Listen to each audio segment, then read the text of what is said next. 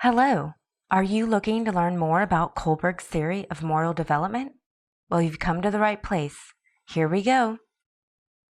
Lawrence Kohlberg was born in 1927 in New York and attended Andover Academy in Massachusetts.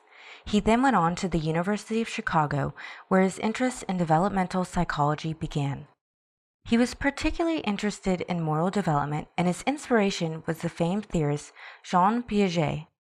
Although our research is not focused on Piaget, he's important to note because Kohlberg's work was influenced by his studies. Kohlberg built on Piaget's theory of moral development.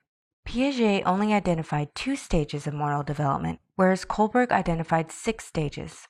Kohlberg, unlike Piaget, believed moral development evolved beyond childhood and into adolescence and adulthood. Kohlberg's theory and its applications are cognitive, developmental in nature. He wanted to know how an individual's moral reasoning changes as they grow. It is critical to remember that his focus was on the process of how individuals make moral judgments, not the content of the decisions or if the decisions are right or wrong. The first rendition of his theory was outlined in his doctoral dissertation in 1958. Since that time, his stages of moral development have been re-examined, and until his death in 1987, he continued to gather evidence to support his findings. Kohlberg used longitudinal and cross-cultural studies to formulate and validate his theory. His original studies only used male subjects ages 10 to 16. However, in later studies, he included women. He presented his test subjects with hypothetical moral dilemmas. The most famous of these dilemmas is the Heinz dilemma, and this was only one of many that were a part of his moral judgment interview. Kohlberg analyzed each participant's answers to these dilemmas and, based on the reasoning they gave and how they came to their conclusions, placed them in one of 6 stages of moral development. Kohlberg organized his theory of moral development into 3 main levels, each containing 2 stages. He believed individuals would advance from one level to the next in a linear fashion. An individual would have to go through stage 1 in order to reach stage 3, and so on. Once they reached a particular stage, they could not regress to a previous stage. However, Kohlberg also believed some people do not necessarily advance beyond a certain stage. In level 1, the pre-conventional morality level, the stages are punishment and obedience and instrumental relativist. Stage 1 is fairly simple and one that children often display.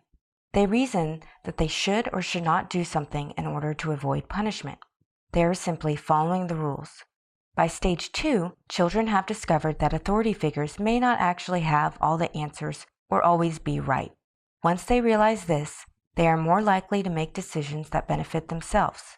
They choose only to cooperate with others, not to avoid punishment, but to satisfy their own needs and wants. In the next level, the conventional morality level, the 2 stages are interpersonal concordance and law and order. In stage 3, people make choices that they know others will approve of. They want to be seen as a good boy or nice girl. For the first time, the intention of someone's behavior becomes important. In stage 4, people follow rules and laws and respect authority because they understand it helps keep society in order. Laws are unquestionably accepted and obeyed. In the third and final level, the post-conventional morality level, the 2 stages are social contract legalistic and universal ethical principles. In stage 5, people think about what is best for everybody, even if this means not adhering to pre-existing laws. People in this stage understand that the laws can be changed if they are not actually serving the best interests of society as a whole. Individuals realize that everyone has different values. Therefore, it is necessary to come to a consensus on what will be the greatest good for all. In the final stage, individuals make decisions based on self-chosen ethical concepts such as justice and human dignity. At this stage, the individual is not concerned with what the law dictates or what society thinks of their beliefs. They have chosen to live their lives following abstract yet principled virtues. Few people ever reach this stage, and those that do, such as Martin Luther King Jr., are revered figures. Now for the factors that affect moral development. As we know from our previous readings and class discussions, development of any kind does not evolve in isolation. Many factors, both internal and external, affect how an individual thinks and behaves. Many would argue that Kohlberg did not thoroughly investigate how different factors affect moral development. But what he did believe was that his stages of moral development are universal and therefore are not affected by cultural differences. His stages identified general patterns of thinking and the developing structure of moral judgment, rather than specific cultural ideals.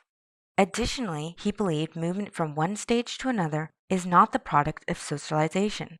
Others, and specifically in our case, professors, administrators, classmates, cannot directly teach an individual what to think or how to think differently. Individuals are active agents in their own development. Since individuals are active agents in their own development, he asserted that we all have the psychological capacity to progress to higher and therefore more appropriate stages of moral reasoning. The last topic we will cover today is criticism of Kohlberg's theory. One criticism is that it does not take into account the difference in moral development between males and females. There are a few ways this gender bias could be accounted for. One is the very fact that Kohlberg is a man, and this may have skewed his perspective during his studies.